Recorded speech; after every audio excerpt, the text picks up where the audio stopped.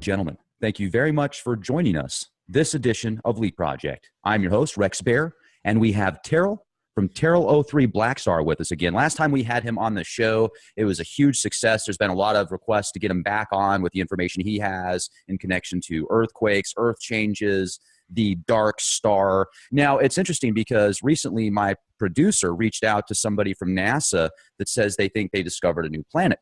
And this gentleman said he didn't have time to come on our show, but he would be more than happy to let us use some excerpts that he's got of a possibility that there's this planet on the outskirts of our solar system that's actually causing some pretty serious planetary changes here in our solar system.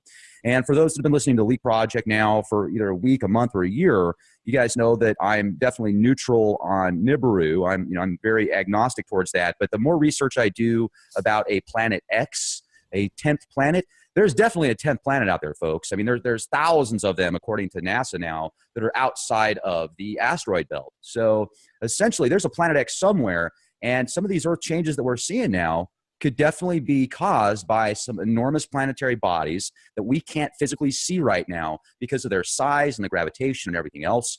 So we're going to dive deep in that today. Terral, I really appreciate you spending time with us here at the Leap Project. How the heck are you? I'm a little bit under the weather, as I was mentioning earlier, the walking pneumonia, but I'm functional and can definitely, probably helps a little bit because my tendency is to speak too quickly, and I get criticized for that. So I'm definitely, you're getting a slower version of me today. But as far as that extra planet, I'd wonder with the background constellation of that and how they're going to attribute it to the changes that we're going to talk about right here, because the object that we're tracking is close. Mm-hmm. It is inside of Jupiter orbit. It's been moving left in the orbit diagram rapidly, 12-degree average for the last decade. And if this thing was on the outer skirts, it cannot possibly move that rapidly. It's impossible. So I'm looking forward to sharing with you. I appreciate you giving me the offer to return and share more information. Awesome. Yeah, absolutely. Well, let's get into the information you have. You were showing me some charts before we started the show here, some earthquake status information, and I think that'd be great to get out to our audience. So I'll go ahead and give you the floor. Okay. Yeah. I apologize. I'm going to have to clear my throat every now and then. No problem. Okay. First of all, you can get more information, background information on, because we're going to get in some kind of deep topics, magnetoportal connections and things, magnetopause reversal. So you can always get more information by going to my website right here. This is how you subscribe and support the research. If you want to join a survival group, for example, there are lots of people are getting together. I've never seen it like this before. We have more than 50 group leaders now and over 100 families in our survival group program. And the first thing you do is you click this button. If you do not want to use PayPal, then you can click on this Contact Terral button right here, and I'll send you a snail mail address. So that's where we would start. And then, because I can begin by showing you the most recent newsletter. If I can get that baby to pop up here. And I guess we can give you a full screen. Then, so we're down here towards the bottom. Let's get back up here to the top. This is kind of what you're looking at. These come out every week on Thursdays to get people ready for the weekend. We do the research all week, and then typically people are really busy and they cannot keep up with everything. We've got all the earthquake information. This is a seismic chart that we're using. This is the week over week information. Right now we're in week 38 of the orbit cycle, and what we're doing is charting this information and then graphing it and noticing the patterns that's going on. And what the patterns reveal, these red values are this is where we deviate the weekly values for each of these categories when they deviate from what's in the historical record. So this shouldn't happen. We shouldn't have 2 sub-20 values in the 5s. And just recently we had 3 sub-20 values for the 5 magnitude earthquakes. And these sub-200 values, very disturbing. When this happens, this is extremely rare that something like that, when you go back and look, the further back you go, you're not going to see any red letters because everything was happening kind of normally. The more of these red letters show up is an indication that the black star is getting closer and closer. So we're going to keep up with the seismic patterns in the weekly publications, and then we're going to show you, we're going to point out the hotspots, things that are happening, and it's the patterns that are tipping us off as to black star position. And right now it's between the sun and you want a little graphic on that. I can show you where the black star is. And this is going to be the Planet 9 story, I think is what you're covering. Let's get this. I find it fascinating that the astronomer Brown, the same gentleman that basically downgraded Pluto, is now boasting on the media about Planet 9. It's like they intentionally downgraded Pluto several years ago so that when they did decide, which is now essentially to say, yeah, we found this other planet, instead of calling it Planet X and freaking everybody out, they call it Planet 9. Oh, yeah, it's just Planet 9. No big deal. Well, you have to demote Pluto. You have to. It's a Kuiper Belt object, and there are others. There are many, and they're continuing to discover more. So unless you're going to have 25 planets, then you're going to have to demote Pluto. You have to. So that's just I think that's the right decision, and it's just a normal thing to do. It doesn't compare all those Kuiper Belt objects and that are between 30 and 50 astronomical units away. They're not going to compare to the main planets that are in our solar system. Very recognizable gas giants. Right. So that was a good decision. The Planet 9 object is going to be much too far away to it's not going to move very much in a constellation, in a background constellation. If they knew where it was, suppose that it's in the Virgo constellation, it's very, very far away. It's orbiting the sun in one way or another. And it's going to move very, very, very slowly, very far away. So it's going to stay in the same background constellation for quite a long time. So whenever the Earth comes around, so we're moving 66,000 miles per hour. And as we're coming around and we come between that object and the sun, then we're going to have a gravitational pull there. And that's going to cause and that's just the gravity part of the equation. We're also having a harmonic situation with our solar system where the planets come into alignment and store energy and then release that energy. And that's what we're expecting to happen as the Earth goes into this helium focusing cone we're getting ready to go through.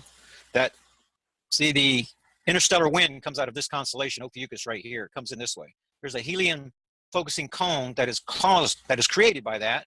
Let's go back to the actual time, and you'll see that Earth is getting ready to pass behind the sun relative to Ophiuchus. And there's been anomalies showing up in the readings for the last 3 or 4 years. The backside alignments were happening right on schedule, right exactly on schedule, 2010, 2011, 2012, exactly to the day we were able to predict, for example, 2011, 2012. That's whenever the Earth was on the backside of the sun relative to the black star. At the time, it was moving through the Leo constellation, just below the ecliptic plane. You can see the ecliptic plane right here. This object's just below the ecliptic plane and it's moving this way. So when Fukushima happened, we were in alignment over here. Then when the recent event happened on April the 28th, 2016, the Vanuatu quake, the black star was over here. So whenever you take these quake alignments and these big quake events, then you can use the solar system as a compass, and you're tracking the black star moving left rapidly. I mean, it's moving fast compared to an object that's very, very far away. So the Earth changes that we're going to talk about have nothing to do with a celestial object that's way out in space. This thing is definitely close. Otherwise, Earth would come around and align with Virgo every year, and we'd have the event every year about the same date. See, so the seismic indicators are pointing to the fact that we have an interloper in the inner solar system, and it's moving left in the orbit diagram. And we've been tracking it since Leo, and it's gone all the way through Virgo, and now it's just about right here in the Libra constellation. But this guy is already inside of Jupiter orbit path. Pretty darn sure about that. There's a lot of indicators that are telling us that. And if you're looking, we're on November the 4th, and Ophiuchus is right here. The Earth is preparing to enter the leading edge of that helium focusing cone right here. So what happened from 2011, 12, and 13, the Earth was over in this position, and we're getting our alignment event. But when we came around and went to outside orbit position, the 90-degree angle, and then came behind the sun, these events were happening 2 to 3 weeks too late. That's impossible if we're dealing with an object, the same object that we came between in April. That's impossible unless we're dealing with something more than just gravity. And that's what the research is leading us to now. Jason, James, Bill, and David are the physicist type people. They've come on recently, and they're helping me to understand more about solar system harmonics and about how the solar system is very similar to a molecule, and this being the center, the nucleus, and how these charges build up and released. And it appears to me, where we are now in the research, that this helium focusing cone has there's much more going on here than just helium, just some neutral element. And I think that the reason that we've been having these events late is because there's something to do with the solar system. And you notice how it's trying to make an X here, and the Earth coming around. And when the moon comes around, just about here, November the 28th is the day that we're expecting, because we are going to be coming into this helium focusing cone. The moon's going to come into alignment. It's going to swing around, and right around here is where we're going to have our next backside alignment. Last year's alignment was on November the 24th, 2015, and that gave us the pair of 7.6 Peru quakes, more than 600 kilometers deep, over in this area right here where we just had this event. Let me see, what's the size on this baby? Is this a 6.4 we just had right here? And when I show you the graphic, if I pulled up volume 42 right here, then I wanted to show you this graphic. 42, the sum of all things. Yeah. You see that movie, The Hitchhiker's Galaxy to the Universe? I saw some of that. I'm digressing here, but it took them 1,000,000 years to come up with the answer to everything, and it was 42.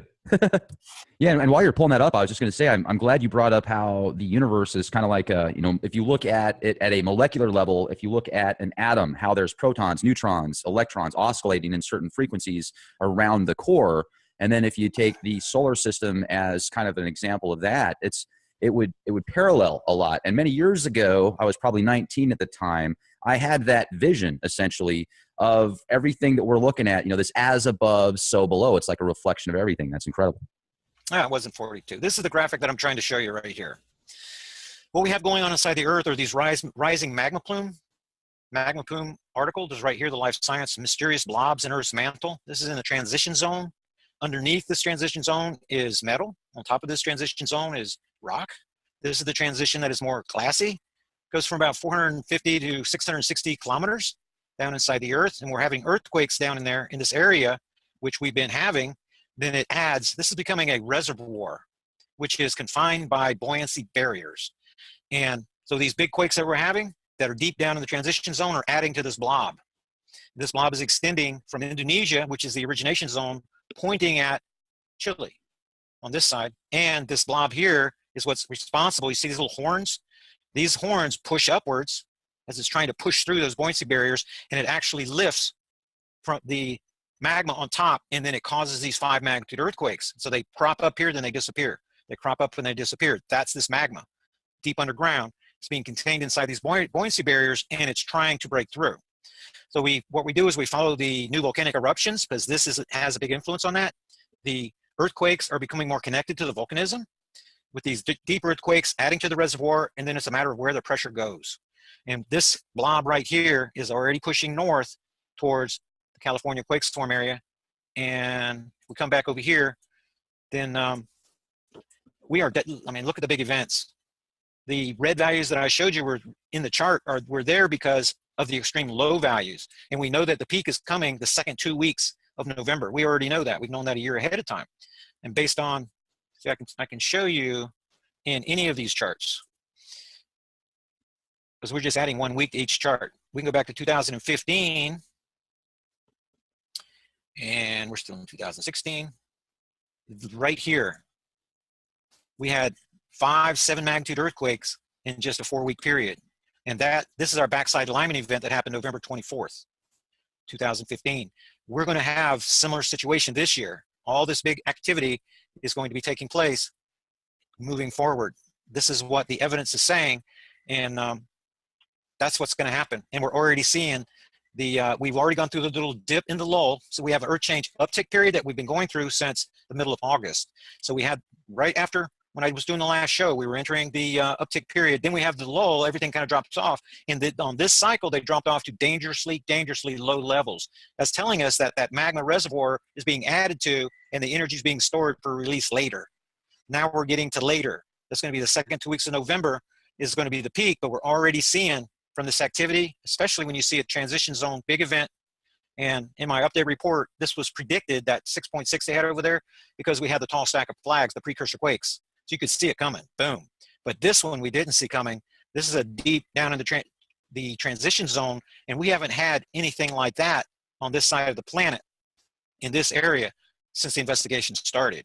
These deep earthquakes that began shifting through Nepal happened after the 7.8 Nepal. That was April 25th, 2015. A month after that, in May, Japan had the record deep 677 kilometer down just below the transition zone, and that began a new seismic pattern around the Pacific Ocean Ring of Fire.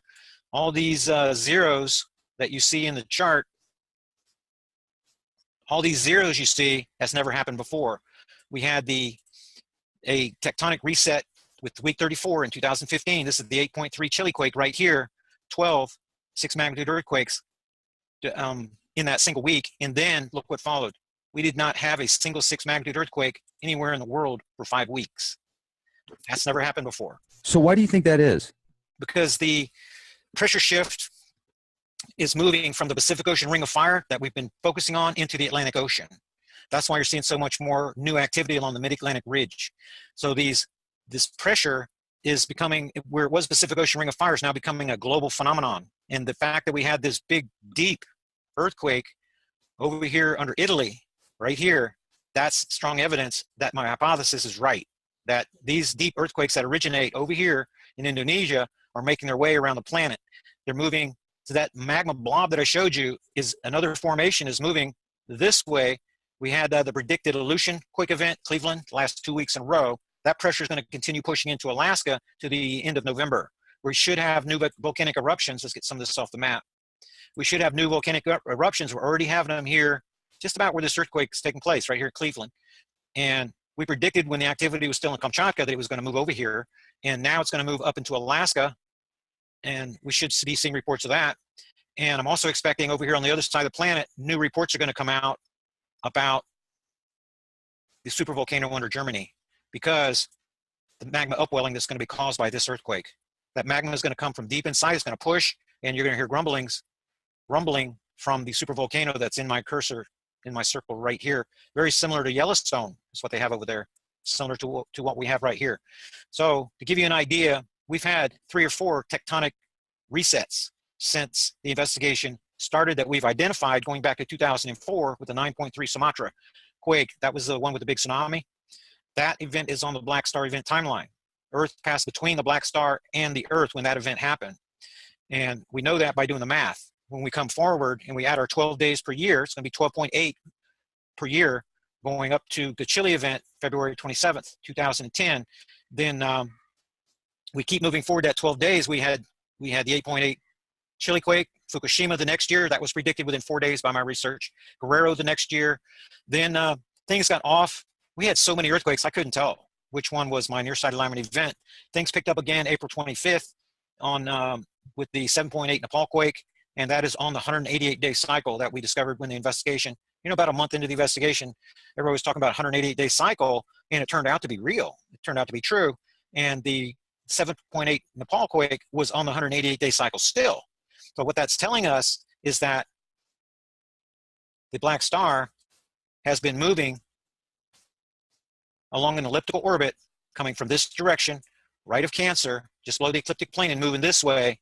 And it's on an elliptical orbit, but it's been slowing down proportionate to how close it gets to the sun. And this is because of the relationship that this binary star, it's invisible, it's collapsed, it's a remnant body, but it has mismatched polarity with our sun, which means that instead of 2 magnets that are sucked together, they're turned the wrong way. And this magnet, this black star, is a magnet, and it's coming in and being repelled by the sun at the same time that it's being pulled in. So what's happening is this is a transitional orbit.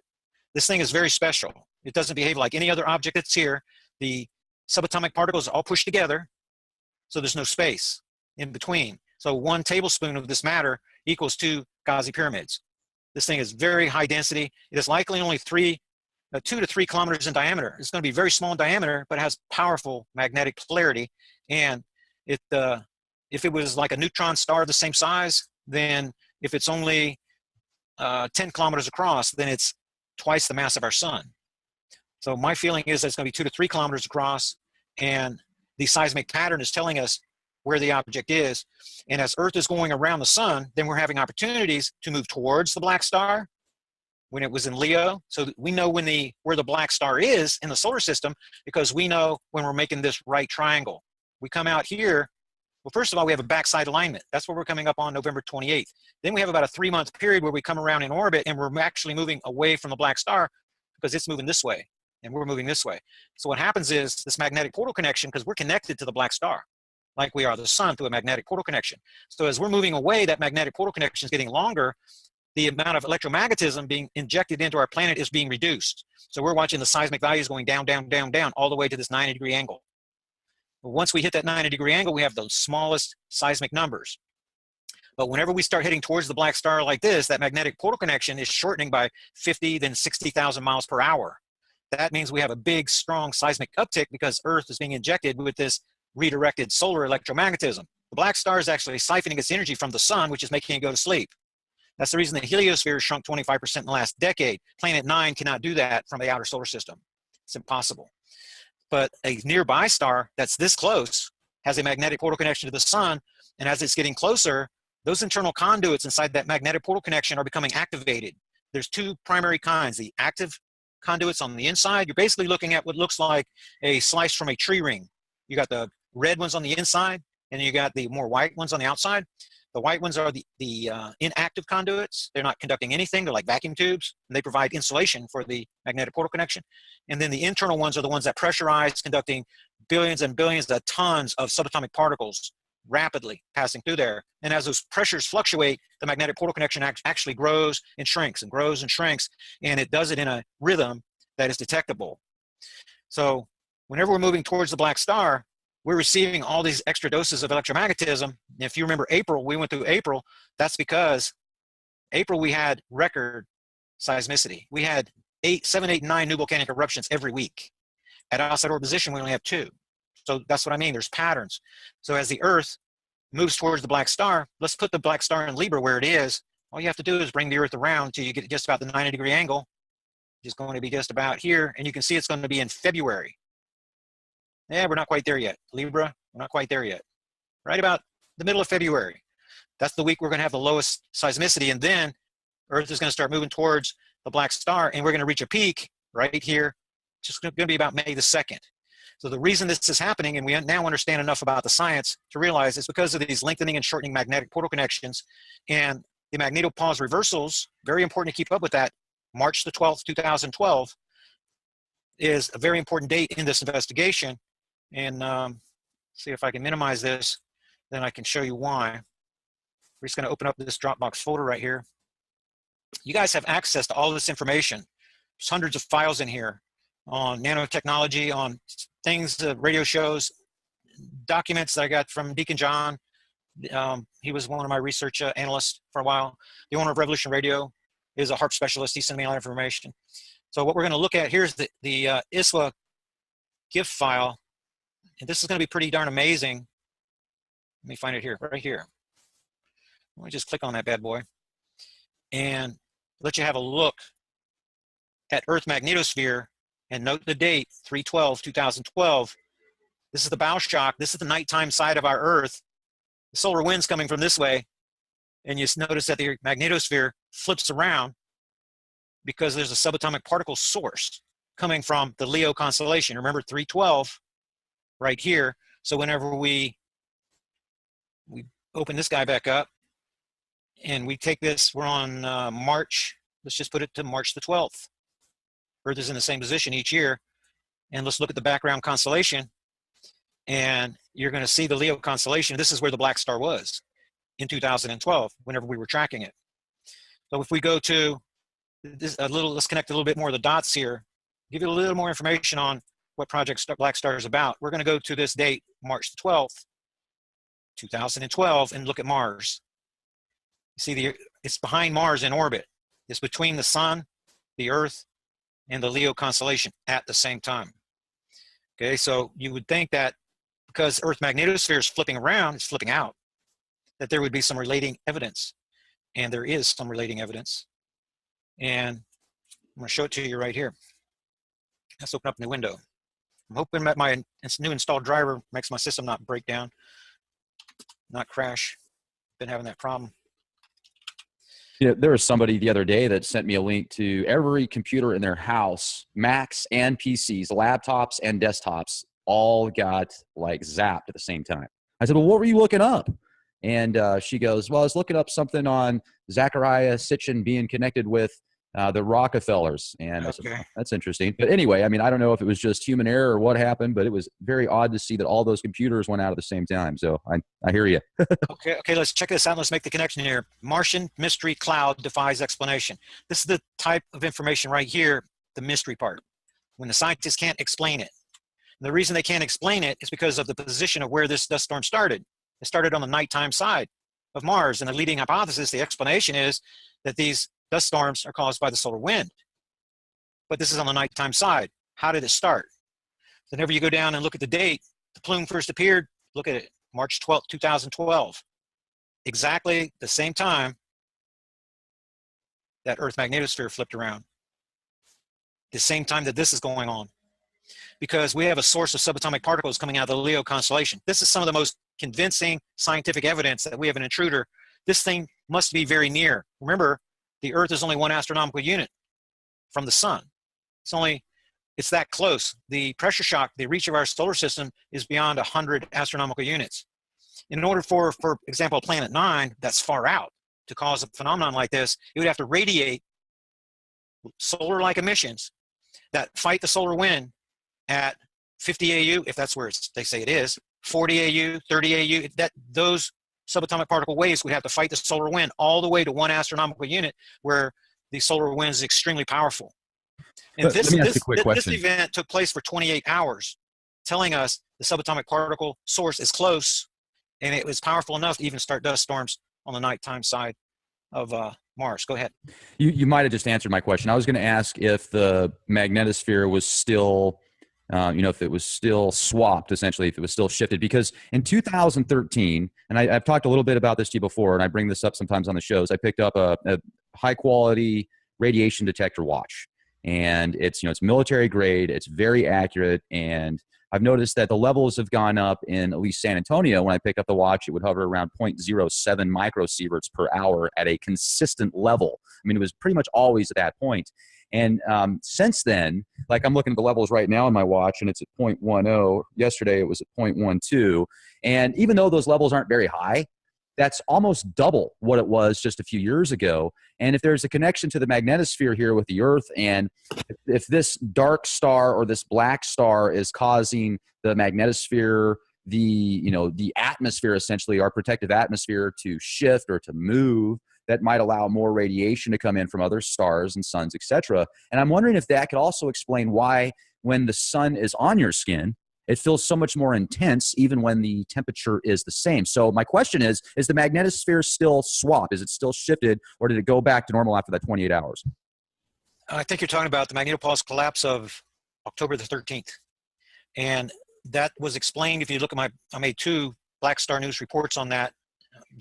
It's preferable that you watch the first one first. There's more information there, and then the addendums from the historical record. This has happened before. It's happened several times before. So we found plenty of evidence in the historical record explaining what happened. And what happened was the moon was a key player in what happened. It entered Earth magnetosphere at the same time that the level 2 geomagnetic storm struck.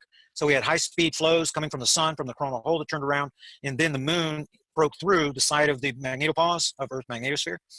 And as it did, then it created eddies. These high-speed particles coming around the moon, and the moon is energized momentarily from the subatomic particle flows. It has very weak type magnetosphere, extremely, but enough to cause these eddies as these high-speed subatomic particles rush around it. What you have is like a rock in a stream, and it how it creates these eddies around the side. It takes about 6 days for the moon to move through the magnetosphere, and it started right on the 13th, right whenever the moon entered the magnetosphere. The full moon was on the 16th, so we back up 3 days, and we know that happened on the 13th. Geomagnetic storm hit along the same time. So we had those fluctuations in the Earth magnetosphere so long. It was reverse flows coming back through. It was not a true reversal. It was could be characterized as a magnetopause collapse, but the bow shock did not turn around because of this type of activity. It's because of the subatomic particle flows that maneuvered around the moon. And like I said, we go back to even 1963 and 62, 63. There's a lot of evidence. And I shared in that second update report, I read to you right from the report that they gave on the day that the change took place, because they were not only measuring, looking at the magnetosphere, they were also using weather balloons and measuring radioactivity, kind of like what you're talking about. And they noticed those fluctuations happening on a particular day. Like this year was October the 13th, 2016. And we went back in time and checked the dates that showed up in the report, and each time moon was entering Earth magnetosphere in the same exact position. It's just the researchers didn't connect the dots between the moon and this phenomenon that were going on. So it was a mystery to them then, but that's definitely been solved now. Project Black Star Research has enough baseline data to be able to take something like this and solve it. So that's not what caused it. your detector is going to be detecting many different sources of subatomic of your radiation. Some of it is likely has to do with Fukushima. Some of it's going to have to do with the electronics that you're around, because we're glowing with this type of activity with our electronics and what we're coming to our cell phones, to our computers, through all that, and it makes a little cloud that your device is likely going to pick up. We also have fluctuations in Earth magnetosphere, so you're measuring the fluctuations. The sun is going to sleep because the black star is siphoning off the energy, the electromagnetic energy across the spectrum, redirecting it to the other planets through a secondary set of magnetic portal connections. Earth magnetosphere is weakening proportionately because it is powered by the sun. My views are different than the typical geologist, and our Earth is connected to the sun through that magnetic portal connection. The more energy that the sun puts out, the more energy we receive to power our magnetosphere. So it's a balancing act that's going on all the time. So when the sun is weakened now, they say it's going into a moderate minimum, a grand minimum. They have all types of excuses, but that's not the truth. The truth is the black star is siphoning off the energy. So the sun appears to have the X-ray flux, the radio flux waves, 1/3 where they should be. But at the same time, the sun is not as powerful. The solar output is not as powerful, and the Earth magnetosphere is not as powerful. So it's a proportionate thing with what you have here. So if the sun totally went out, and because that's what prophecy says, the sun is going to turn dark as sackcloth. The sun totally goes out and does not have the solar emissions, then the magnetosphere collapses. Then the Earth doesn't need the Earth. It doesn't need the magnetosphere because we do not have the solar output. But whenever the sun turns back on, the magnetic portal connection re-energizes, it powers up Earth magnetosphere, and then we have the protection. You see what I mean? So what you're measuring, there's going to be a lot of variables involved. I can't see no way in your environment that you can measure one thing using that detector. It's going to be detecting the solar rays that are coming in, fluctuating magnetosphere, and likely Fukushima. We're down.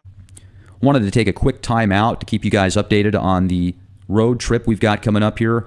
It's going to be hopefully a countrywide spanning tour, and I've personally purchased out of my own pocket a solar generator setup. I've obviously got my studio for the audio and the video, and it's going to get expensive doing these shows on the road. So we're looking for sponsors, and if you want to be a contributor, that's fantastic. If you have a business or a service, would love to promote your product. If it's a quality product or service, please send us an email at guestbookings@leakproject.com. And we've got so much on the horizon, you guys. I can't wait. This is going to be super exciting. We're going to do interviews with people on location. We're going to go to places like Dugway, Utah, Area 51, different haunted spots, paranormal locations, Skinwalker Ranch, hopefully Mount Hood. Any places you guys have ideas on that I haven't brought up already, send me an email. If you know of a place in Tennessee, Kentucky, Colorado, we'll definitely get some footage of the murals and stuff out there in the airport if you guys feel that's important, although there's plenty of that out there already, so I don't really think that that'll be a prime destination to go to. But we want to find locations that have little information, or the information that is available. For example, Dulce, New Mexico. I was out there last year. I actually had an opportunity to make it to the very top of the Archuleta Mesa, but I only made it about 3/4 of the way up because I didn't have a spare tire that was adequate, and the roads were really rough. And you've got to know people that live there to get access to certain areas. So I'm willing to spend a day, a week, or longer to get a good story on scene. And sometimes you have to go out to those locations and spend a few days out there. You can't just pick it up in a few minutes or a few hours. So we need some drones. We need some night vision equipment. And we need funds to actually get out on scene. Now, I've got a mobile studio set up to where I don't necessarily need funds for lodging, but that would definitely help. So everything else I picked up out of my own pocket, and I appreciate everybody that's contributed to Leak Project. There's been a couple people in particular that have helped out a lot, so I appreciate that greatly. And I can't wait to show you guys what we've got coming up. So check out leakproject.com. We have a donate section there if you want to. But also, if you're going to donate, I would recommend you just become a contributing member at Leak Project, because that'll give you access to virtually all the podcasts, ad-free, and they're downloadable, they're streamable. You'll get access to exclusive content because we have an exclusive section on there. We also have some pretty cool high-resolution vinyl decals. They're only $10. And we want to get this thing rocking, you guys. This is just the start. Enjoy the rest of the presentation, and we'll talk to you soon. Fukushima, we're downwind of Fukushima. And if you do a little research on that, you'll see that it's going to accumulate in the creek beds, and it's going to come down with the rain, and then there are going to be accumulation areas. But not to scare anybody or anything, the amphibians, the reptiles, in their reproduction, the eggs, and their offspring, they're going to be showing us the signs long before it's going to affect mammals. And it's going to show up in the children, the embryos of our children, long before it's going to show up in people like you and me. So I'm not saying that there's a need to worry about Fukushima or the radiation going up or anything like that. If you're sensitive to the sun, then you could be more susceptible to skin cancers and things like that. So you're going to want to make sure that you cover up, for things like that. Mm-hmm. That's it's kind of my view on that area. Well, and it's interesting because, like you said, this watch picks up a whole bunch of different forms of radiation. So it could be some type of nuclear isotopes. I know that Carlsbad, New Mexico has a bunch of radioactive waste out there, and there's been some leaks that I've read about. So it could be a number of things. Now, one thing that I do find interesting is when I was in Big Bend, Texas, the national park out there, love it. And I've been there twice. The radiation levels literally triple inside of the park. So I don't know, maybe that could just be radon or something like that, some type of natural element. I have no idea. There you go. Yeah.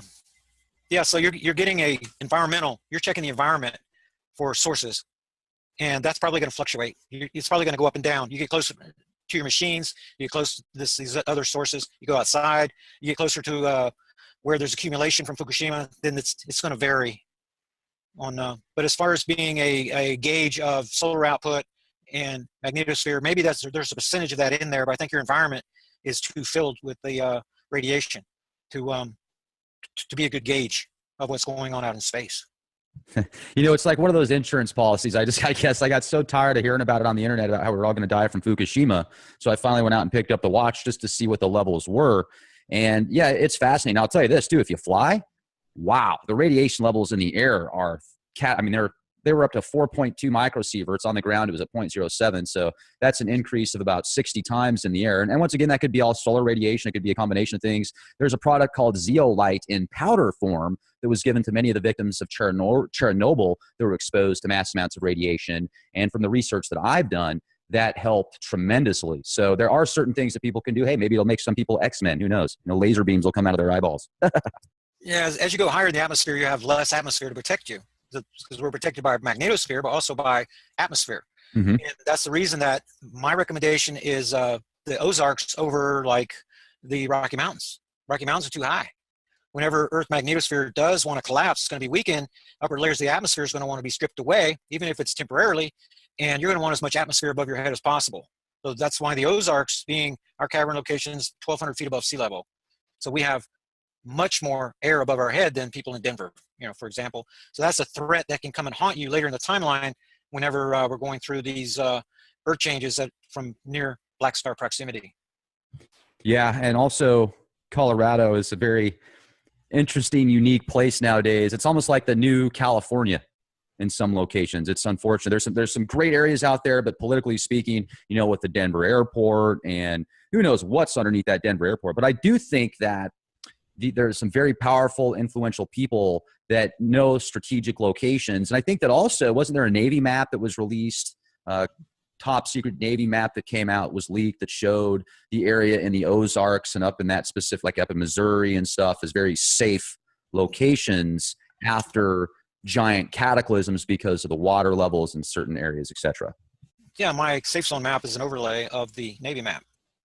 That's probably, and also Edgar Casey had a similar map that he came up with when he was in one of his trance states as well, I think. I think you're talking about the Scallion map. That's going to be right here. So if you look at them both, you're going to see they're very similar. This is my safe zone map. This identifies safe zone areas. This out here is not safe. Look at the big hole that is coming, and think Yellowstone.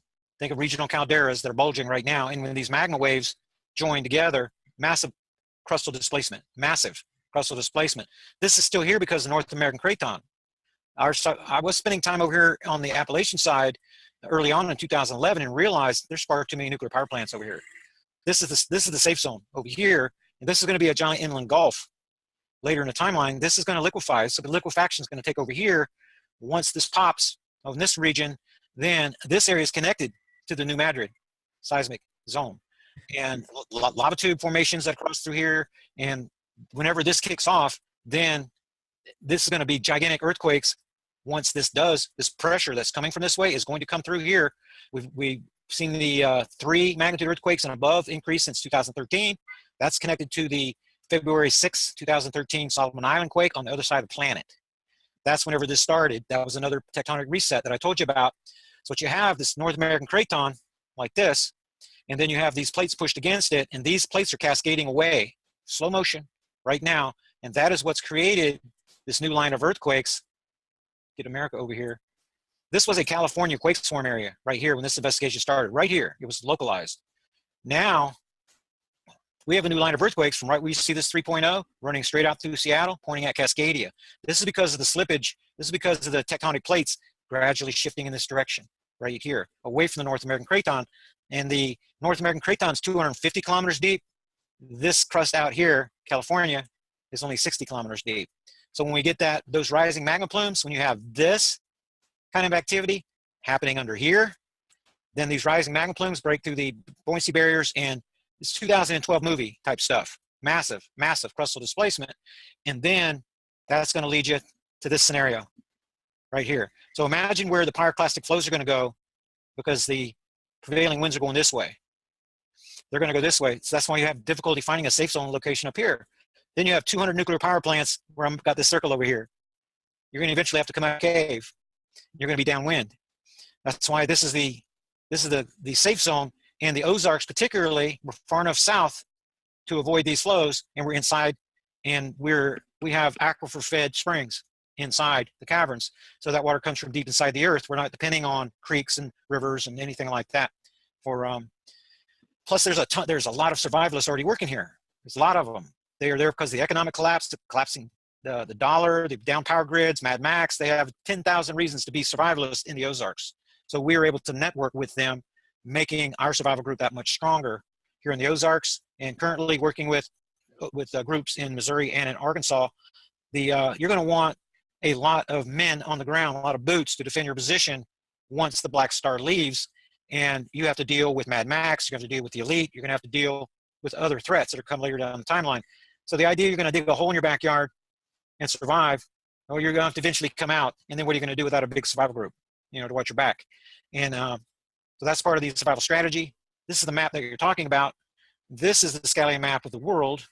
Right here, opens big enough. No, that's not really big. We could get a better one, but this is the way Scallion sees it.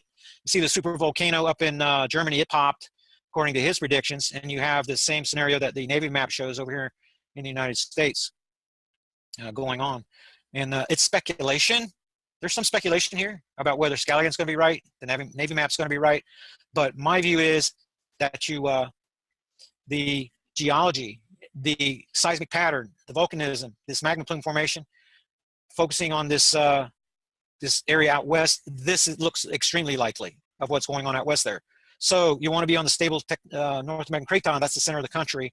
So some of it would appear to be speculation, but the idea, whenever you're devising a survival strategy to protect yourself against an extinction level event, that's what we're talking about here. Then you prepare for the worst case scenario. Worst case scenario, and then you hope for the best. And the worst case scenario includes a cavern formation to mimic what the elite are doing underground, and large survival group representing a cross-section of your society with doctors, caregivers, military contingent, builders, all the way down the line. Because after the Black Star leaves, every broken link in the societal chain is going to create threats. Later in the timeline, you have to protect your children. That's very, very important. And if you protect your children, everybody else will be safe. But whenever your children start dying, morale goes away. There's infighting, and everybody dies. Basically what happens. So in order to devise a contingency to safeguard everyone, then you really have to have a large survival group. And to mimic the elite, you have to be underground. And so it's a pretty obvious choice that the Ozarks, like John Moore, like Navy intelligence, a lot of other people would tell you the exact same thing that I just told you, because they have threat assessment analysts just like me doing their threat assessment and understanding the geology and celestial environment. And they're focusing in the same place that we are, which is a good thing. We want to be in that area. There are nuclear power plants there, but they're going to be closed down. The elite are going to use them for their power source later in the timeline. So we know there are elite bunker positions in the Ozarks, but we're just going to kind of ride along their coattails and have a superior enough force so that we're going to be bargaining, we're going to be negotiating rather than just being overrun our position. So that's where our survival you want to talk about survival and survival maps, that's kind of where we're sitting in the investigation. The protocols for this Ozarks project were written back in 2011. We're following them right now, keeping people separate, building a group right now, very, very strong. And this, if you live in the United States particularly, this is going to be your best chance to work together with like-minded people. As I hear so many times that everybody in my family thinks I'm crazy, and people don't have a connection with other like-minded people to be able to even talk about these things with. So for me, for my members, then $25 per year, that's what we're talking about. When you go to Terral03.com, you hit the subscribe button. $25 per year, then you can send me, you'll get a Gmail email address, and then you'll write me at that address and request a threat assessment report. You'll get it, and then you will have the option to give me permission to share your contact information with the survival group, and then you make the connections, and then everybody works together. And the logistics stuff, then I leave it pretty much up to the group. If I dictate and point, then everybody will do the same thing, but that's not what we want. So I just have to say I'm really proud of the, especially the local members of the Ozarks group. We have kind of a welcome wagon now of people that live there that are welcoming new people to come in. So I'm real proud of them, and I'm expecting this group to double in size here the next month, and then double in size again by the next month. And your viewers are welcome to participate. Go ahead. Well, you know, this is absolutely incredible. And one of the things that I was going to ask you about as far as the upcoming events that could be taking place, what are some time frames? Because you talked about this 188-day cycle. So, I mean, obviously we're going to keep that on the forefront of our minds. But when do you see the next cataclysm essentially happening, or big event? And do you think it might be intertwined here with the elections? I mean, because it's getting pretty gnarly out there right now. It's certainly a dogfight. But I do see a lot of cyclical stuff with the politics and elections. It seems like every 4 years there's like a game plan that they use, and they just kind of change it up a little bit, but the game plan essentially stays the same. So do you think that some of these times are lined up with that, and that could be a catalyst to possible martial law or civil war? Because it seems like they want civil war, or at least they want us to think they do. And when I say they, I'm referring to the media. Well, those are the ones carrying water for the House of Rothschild, the Council on Foreign Relations. It doesn't matter who wins the election. They're all on the same team. Russia, Putin, Obama, Rothschild, they're all on the same team. They're going to the underground arc cities. The New World Order begins once the Black Star leaves. Georgia Guidestone's agenda is going to come because the Black Star is going to make it come. They all know that. So this grandstanding you see by Putin, this is a big show. This is going to lead to a peace treaty. That's not what he wants. He doesn't want to create threats at the same time he's threatened by the Black Star. That's against all military protocol. If you cannot establish the threat, you cannot create new ones. It's going to put the brakes on your op. So it doesn't matter who wins, Hillary or Trump. It doesn't matter who wins. The person that leads this country in the United States, which is Canada, Mexico, by the way, is in Denver. And he is the director over the Council on Foreign Relations, working beside the Trilateral Commission and the Bilderbergs, the Bilderberg Group. They have their working groups, the CFR working groups. That's who is assisted by the A-Team CIA. That's why they moved there in 2005. CFR's been there since 1938, running this op that is being is taking place right now. So you already live in Canada, Mexico. The puppet government is in Washington, D.C. You're being mesmerized by their theater to keep you occupied because they don't want you to wake up about what's coming from space. But it really doesn't matter who's going to win. So whether it's going to line or not, it's going to be, we're going to have the election on the 8th. The event that you're asking about is scheduled right now, and this is similar to the two 7.6s we had last year. Those were predicted November the 24th. This year's for November the 28th, and that has to do with the Earth moving through the helium focusing cone, which I think has made my backside alignment events late. See, this is only 4 days later than last year, because it looks like, going over the past year's data, that this helium focusing cone has been a contributing factor that made them happen late. That's whenever the solar system harmonic situation, the amplification, the amplitude, the resonation all synced for the release of the energy. So rather than looking at this gravitationally, according to my earlier modeling, now we're looking at it more like a physicist.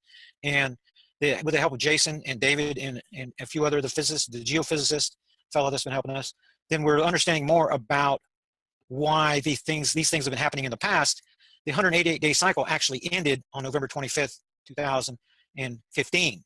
See, that happened on April 25th. The next year, this recent event happened, Vanuatu 7.0, on the 28th, only 3 days later. We've had a 12-day progression for the last decade until this recent year.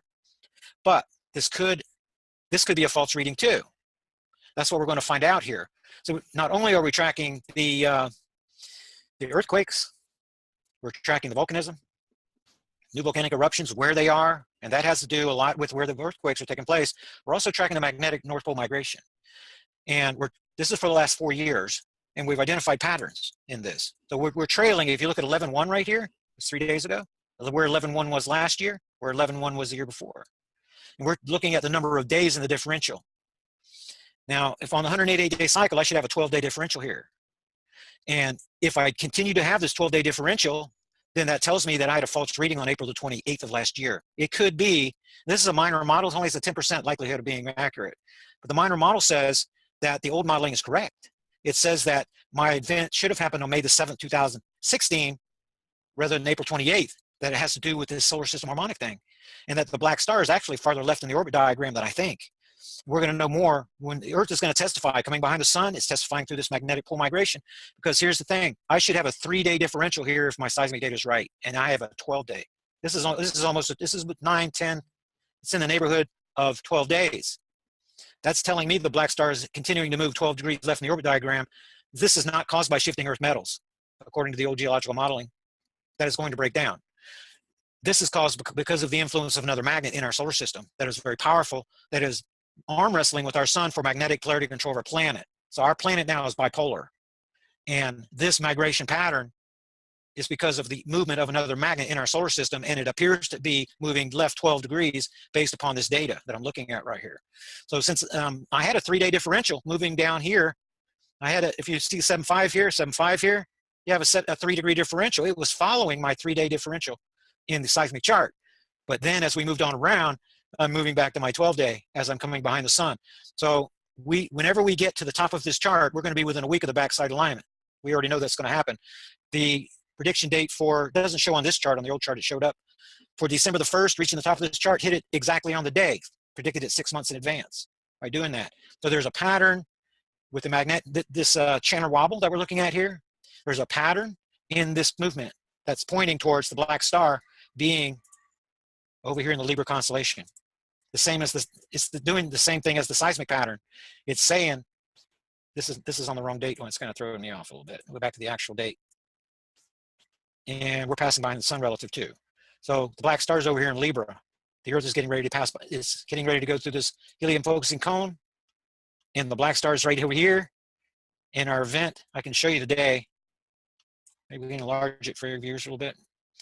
We can show you today, we're going to move by, and whenever we come, on high CP usage. When the moon comes around in orbit right around to here, and we're already in this cone, Ophiuchus is right here, the cone formation is right here, Earth is going to come into it, similarly to the way the moon came into Earth magnetosphere. It's going to penetrate this barrier. And when it does, it's going to read the 27th, 26th, 27th. I believe it's going to take place right here on the 28th. The moon is going to be a contributor. That's what I'm thinking right now. So the event that you're going to be looking for is going to take place according to current modeling on November the 28th. That's what the data is saying right now. It's not going to be a global event. It's going to be similar to the pair of 7.6 Peru quakes, 5 minutes apart, more than 605 kilometers deep. And I'm looking for that backside alignment event. If you want to look, if we're going to look at the pattern, let's come back over here. I might have to, if we're getting bad presentation because of too much CPU, then maybe I need to. Well, it's doing good so far. Okay, yeah, I just got a little warning there. Last year, see this activity is kicking off right here as I'm talking? Mm-hmm. This is where the backside alignment quake event happened last cycle. It happened in Peru. That guy didn't want to go away, it just happened. It's about right here where my cursor is. 2 7.6s that were at depths like this, way down. Big, gigantic 7.6 circles way off the chart right here, happened at the backside alignment last year. So that's the type of event we're talking about. This will not be something global. And if history is going to repeat itself, if the modeling is going to be accurate, then it's going to move slightly north of its position. We were in Chile previous, then Peru, could be in Bolivia, could be anywhere in this area between Mexico and where we had our previous event. That's what it looks like to me. It's going to be up to here. So it could happen in Peru again. It could be down here in Chile again. Just we're still, what is this, 24 days from my event. So difficult to say if this is precursor event that much early. Usually it's going to be a week to 2 weeks that you're going to see a tall stack of flags, very similar to what we saw here with the Italy quake. It was pretty easy to call because this stack of flags was way higher. It was way, way higher. So for 1 week. So whenever you see lots of 4s and 5s, one place, those are precursor quakes. Same thing happened before Fukushima. Same thing happened before Chile in 2010. Same thing happened for Guerrero even in March the 20th, 2012. So that was pretty easy to predict. And again, it's that deep one there that's going to change the environment, the subterranean environment, that down the transition zone for this area. So that's the 28th. You're going to see lots of 7 magnitude earthquakes coming up between the 14th and the 28th. That's going to happen. So the events that are taking place right now, it's going to be more than we've seen because we just went through a mini lull. But you're going to see a lot more of this activity, and it's going to peak in November the 28th. And then if the Earth is far enough below the plane, remember Earth bobs up and down on the plane as it's going naturally around the sun. If we're far enough below the plane, then we're going to have solar flare activity. I can show you where that's going to happen. One of the reasons that the scientists are warning about this this kill shot is because of, let me get this back on today's date, is because of how Earth is a participant in the creating of these flares. We talked about those magnetic portal connections. So let's put the black star back over here. You know, just for graphics, we can call Saturn the black star, just, you know, just so I can illustrate this. When Earth is over here at outside orbit position, well, first of all, we had the alignment, then we move, and the magnetic portal connection is stretching, stretching, stretching. It gets to that 90-degree point, and then Earth orbits through the headlights. The black star's coming this way. We were in the headlights creating that uptick that we went through. Now, here's the deal. There's a magnetic portal connection that's running from the Earth to the black star. We're just using Saturn as an example. As we're coming through around the sun like this, that magnetic portal connection is being pulled through the sun. Black star is a little bit below the plane, and if Earth's a little bit below the plane, then we have an opportunity for these magnetic portal connections. Remember, you have 3, one from the sun to the Earth, one from the black star to the Earth, and one from the Earth to the black star. We pull that black star Earth connection through these other 2 connections, the star to star connection on this side, the sun Earth connection. And what happens is, as this angle goes from 90 degrees down to 0, you have magnetic portal connection convergence here and here at the black star location and the Earth at the Earth location. And what you get is a series. The sun feels this electromagnetism. It has a defense mechanism, protection against electromagnetic pulses, against meteors, asteroids, comets. We have images of solar flares actually redirecting comets and asteroids because the sun can sense them. It's a defense mechanism. Well, as this magnetic portal connection is coming in, what happens is the sun senses the electromagnetic energy. As this convergence happens, this is the same force that turned Earth's magnetosphere around when it was around on the other side of the sun. You saw the force that was generated. The reason that it's generated is because of portal-to-portal cross-firing, sprite formation, highly charged, this gigantic lightning bolts. The sides of this magnetic portal connections actually burst momentarily. It sends subatomic particles in between the connections. And as they converge, it gives those waves directionality. So it's pushing them towards the sun on this side and towards the sun on this side. So on this eastern limb over here is where we have seen, as the Earth is approaching, getting ready to pass through, it pulls that magnetic portal connection behind, and off this eastern limb, then you have these, and what we had for 2 years in a row was like 3 days of consecutive X-class flares, shooting off of the sun over here and shooting off of the sun over here. Then the portals cross, and as we come by after the alignment, then you have magnetic portal connection divergence. The magnetic portal connection passes on through, but this one from the black star to the Earth is still close enough to these other 2 for the sprite formation. So as they're pulling away from one another, separating, you get the largest solar flare of the year. That happens right here, and this is where Earth is in a danger place, because as you're coming up to the alignment, these flares shoot off behind us. Earth is heading this way, they're shooting off behind us. Very predictable pattern. No kill shot scenario. After we come by, this is when we have the problem for the kill shot, because these magnetic portal connections are separating, and you get a western limb shot. Earth is moving this way, here comes a solar flare. If it just happens to come off the equator of the sun, if it comes off the top, it's going to shoot up.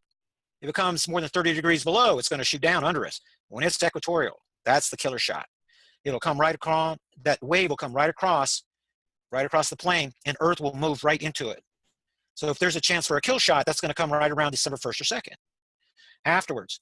But this phenomenon happens on some cycles, and sometimes there are no flares at all. It has to do with Earth, the way it's moving above and below the ecliptic plane. When it's below, they happen. When it's above, they're not. And by looking at just, I should go and look at a better chart, but it looks like Earth's going to be above. It's the chances are that we're not going to see the activity, but as the black star gets closer and closer to the inner solar system, it's also getting nearer the plane, so that's going to change the dynamic. So those are things that you're going to look for at the backside alignment. Keep watching the reports, and November the 28th is going to be the focal point. That's going to end this Earth change uptick period, and the reason is because after we come into alignment, then the black star's heading this way. The Earth is shooting away at 66,000 miles per hour, and the magnetic polar connection is getting longer after that. So we have a lull period, a 3-month lull period coming after this uptick, and that's going to peak on November the 28th. Go ahead. Well, I'm certainly glad you're bringing this out today with us here. You know, one of the things that I've had several people ask me is, when do you see the next cataclysm? So it sounds like around November 28th, and it looks like it's going to be on the other side of the world, or possibly even it looked like you were showing some locations in Europe. So one of the things that maybe we could talk about before we close out tonight, and first of all, Terral, I got to say thank you a lot. I really appreciate you coming on the show with us. Sure. Whenever you want me, you just like today, you just let me know and I'll come and share with you. Wonderful. That I'll definitely take you up on that. I would recommend our audience go to Terral03.com. If you're looking for somewhat of a supplemental survival insurance opportunities, I guess is a way to kind of reference it. You know, you've got some good information on earthquakes, volcanoes, cataclysms. The charts that you bring are a lot more, the way you bring some of this stuff to the table makes it very easy to understand. And without these graphs and charts and the way that you present it, I think that for many people it would be a lot more difficult, including myself, to understand, because I don't have a lot of research in this field. So it's almost like you can give somebody enough information in just an hour presentation like you've done thus far, so we can be like, wow, okay, that makes sense. I understand. So if somebody does decide to, you know, become a contributing member with your services and get access to these reports, it'll be easier for them to understand and then give them some good reference points. So this has been great. I really appreciate it. And is there anything you'd like to share with us before we close out tonight? Okay, just a couple of things. Jason, project physicist, really smart guy. And generally, this is going to sound a little strange, but I'm used to being the smartest guy in the room since I was a kid. This guy here's smart. This guy's real smart. And he is sending me these reports and helping me to understand more about the quantum and how I have a problem with relativity reconciling the quantum. My view, the universe is broken, is the reason they don't reconcile.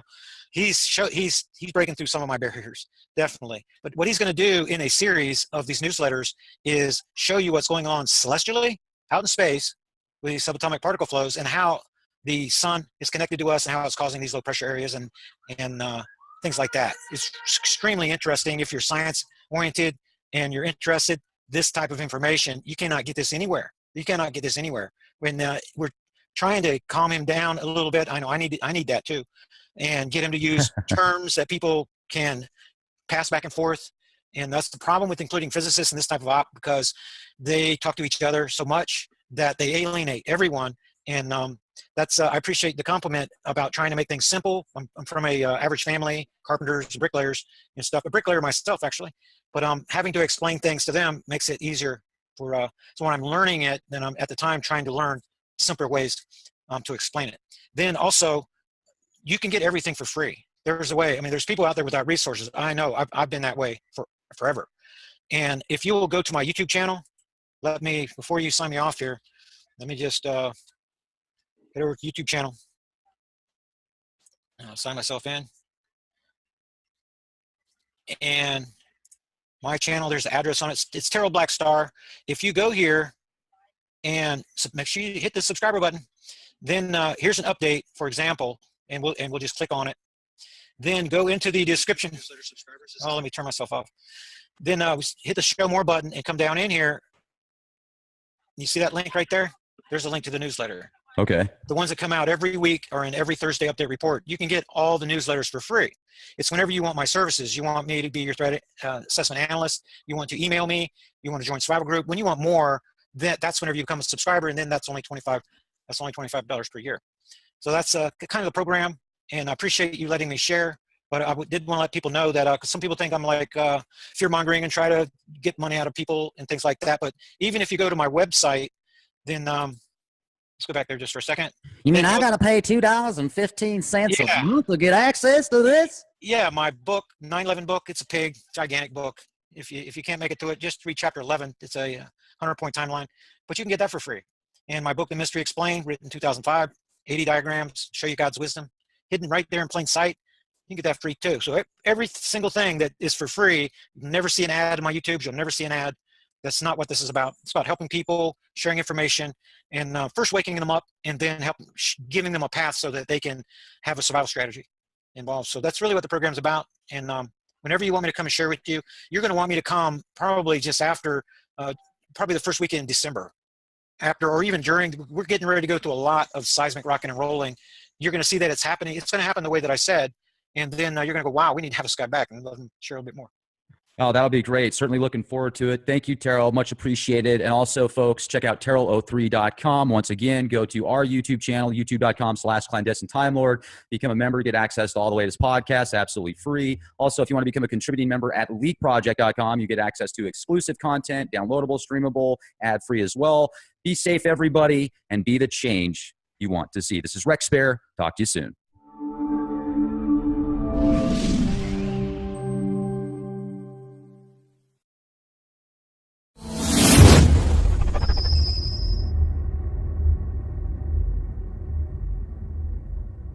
Gentlemen, thank you very much for joining us this edition of Leak Project. I'm your host, Rex Bear, and we have Terral from Terral03 Blackstar with us again. Last time we had him on the show, it was a huge success. There's been a lot of requests to get him back on with the information he has in connection to earthquakes, earth changes, the Darkstar. Now, it's interesting because recently my producer reached out to somebody from NASA that says they think they discovered a new planet.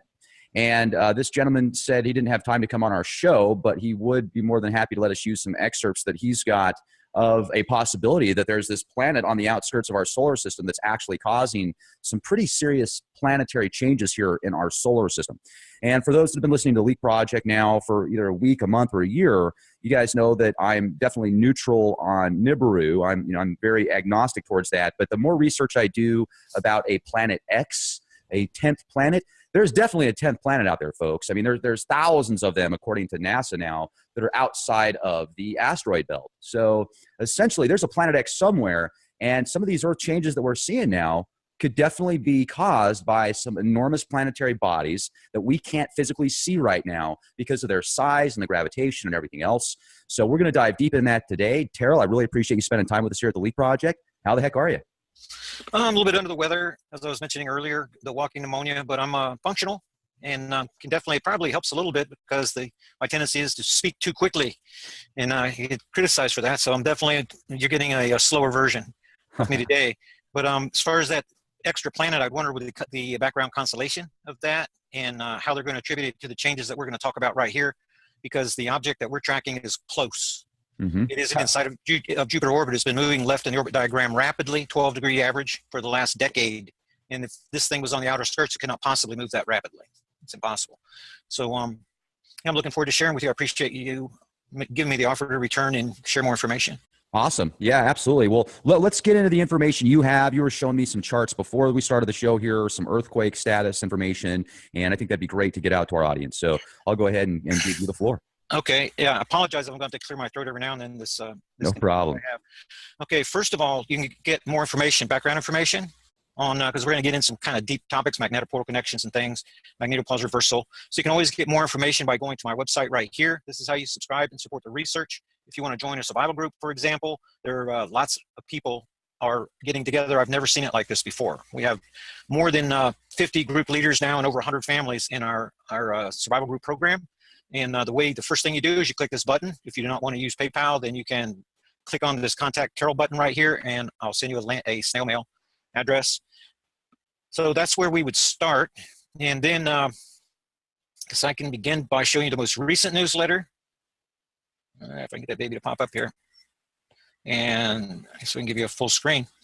Then, so we're down here towards the bottom. Let's get back up here to the top. This is kind of what you're looking at. These come out every week on Thursdays to get people ready for the weekend. We do the research all week, and then typically people are really busy and they cannot keep up with everything. We've got all the earthquake information. This is a seismic chart that we're using. This is the week over week information. Right now we're in week 38 of the orbit cycle, and what we're doing is charting this information and then graphing it and noticing the patterns that's going on. And what the patterns reveal, these red values are this is where we deviate the weekly values for each of these categories. When they deviate from what's in the historical record. So this shouldn't happen. We shouldn't have 2 sub 20 values in the 5s. And just recently we had 3 sub 20 values for the 5 magnitude earthquakes. And these sub 200 values, very disturbing. When this happens, this is extremely rare that something like that, when you go back and look, the further back you go, you're not going to see any red letters because everything was happening kind of normally. The more of these red letters show up is it's an indication the black star is getting closer and closer. So we're going to keep up with these seismic patterns in the weekly publications. And then we're going to show you, we're going to point out the hotspots, things that are happening, and it's the patterns that are tipping us off as to black star position. And right now it's between the sun and the, if you want a little graphic on that, I could show you where the black star is. And this is going to be the Planet 9 story, I think is what you're covering. Let's get this. I find it fascinating that the astronomer Brown, the same gentleman that basically downgraded Pluto, is now boasting on the media about Planet 9. It's like they intentionally downgraded Pluto several years ago so that when they did decide, which is now essentially to say, yeah, we found this other planet, instead of calling it Planet X and freaking everybody out, they call it Planet 9. Oh, yeah, it's just Planet 9, no big deal. Well, you have to demote Pluto. You have to. It's a Kuiper Belt object, and there are others. There are many. And they're continuing to discover more. So unless you're going to have 25 planets, then you're going to have to demo Pluto. You have to. So that's just I think that's the right decision, and it's just a normal thing to do. It doesn't compare all those Kuiper Belt objects and that are between 30 and 50 astronomical units away. They're not going to compare to the main planets that are in our solar system. Very recognizable gas giants, right? So that was a good decision. The Planet 9 object is going to be much too far away to it's not going to move very much in a constellation, in a background constellation. If they knew where it was, suppose that it's in the Virgo constellation, it's very, very far away. It's orbiting the sun in one way or another. And it's going to move very, very, very slowly, very far away. So it's going to stay in the same background constellation for quite a long time. So whenever the Earth comes around, so we're moving 66,000 miles per hour. And as we're coming around and we come between that object and the sun, then we're going to have a gravitational pull there. And that's going to cause and that's just the gravity part of the equation. We're also having a harmonic situation with our solar system where the planets come into alignment and store energy and then release that energy. And that's what we're expecting to happen as the Earth goes into this helium focusing cone we're getting ready to go through. That, see, the interstellar wind comes out of this constellation, Ophiuchus, right here. It comes in this way. There's a helium focusing cone that is created by that. Let's go back to the actual time, and you'll see that Earth is getting ready to pass behind the sun relative to Ophiuchus. And there's been anomalies showing up in the readings for the last 3 or 4 years. The backside alignments were happening right on schedule, right exactly on schedule, 2010, 2011, 2012, exactly to the day we were able to predict, for example, 2011, 2012. That's whenever the Earth was on the backside of the sun relative to the black star. At the time, it was moving through the Leo constellation. Just below the ecliptic plane. You can see the ecliptic plane right here. This object's just below the ecliptic plane and it's moving this way. So when Fukushima happened, we were in alignment over here. Then when the recent event happened on April the 28th, 2016, the Vanuatu quake, the black star was over here. So whenever you take these quake alignments and these big quake events, then you can use the solar system as a compass, and you're tracking the black star moving left rapidly. I mean, it's moving fast compared to an object that's very, very far away. So the Earth changes that we're going to talk about have nothing to do with a celestial object that's way out in space. This thing is definitely close. Otherwise, Earth would come around and align with Virgo every year, and we'd have the event every year about the same date. See, so the seismic indicators are pointing to the fact that we have an interloper in the inner solar system, and it's moving left in the orbit diagram. And we've been tracking it since Leo, and it's gone all the way through Virgo, and now it's just about right here in the Libra constellation, but this guy is already inside of Jupiter orbit path. Pretty darn sure about that. There's a lot of indicators that are telling us that. And if you're looking, we're on November the 4th, and Ophiuchus is right here. The Earth is preparing to enter the leading edge of that helium focusing cone right here. So what happened from 2011, 12, and 13, the Earth was over in this position, and we're getting our alignment event. But when we came around and went to outside orbit position, the 90-degree angle, and then came behind the sun, these events were happening 2 to 3 weeks too late. That's impossible if we're dealing with an object, the same object that we came between in April. That's impossible unless we're dealing with something more than just gravity. And that's what the research is leading us to now. Jason, James, Bill, and David are the physicist type people. They've come on recently. They're helping me to understand more about solar system harmonics and about how the solar system is very similar to a molecule, and this being the center, the nucleus, and how these charges build up and released. And it appears to me, where we are now in the research, that this helium focusing cone has much more, there's much more going on here than just helium, just some neutral element. And I think that the reason that we've been having these events late is because there's something to do with the solar system. And you notice how it's trying to make an X here, and the Earth coming around. And when the moon comes around, just about here, November the 28th is the day that we're expecting, because we're going to be coming into this helium focusing cone. The moon's going to come into alignment. It's going to swing